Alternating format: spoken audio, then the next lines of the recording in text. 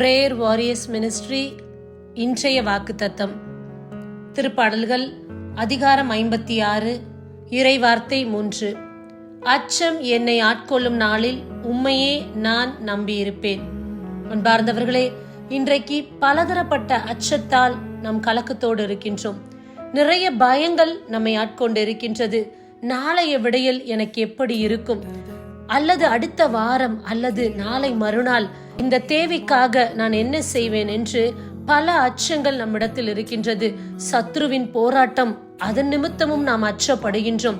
மனிதனுடைய கீழ்த்தரமான திட்டங்கள், இன்றைக்கு அதன் நிமித்தமும் நாம் அச்சப்படுகிறோம். சூழ்நிலைகள் நமக்கு எதிராக இருக்கின்றது.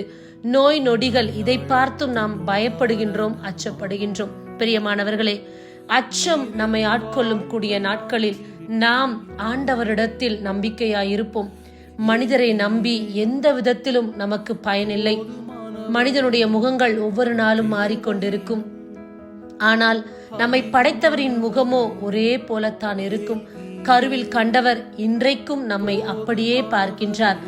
எவ்வளவு வயது ஆனாலும் சரி, அவர் நம்மை பார்க்கிற விதம் என்னுடைய பிள்ளை என்றுதான் இறைவன் பார்க்கின்றார். அப்பேற்பட்ட தேவனை பற்றி பிடித்துக் கொள்வோம்.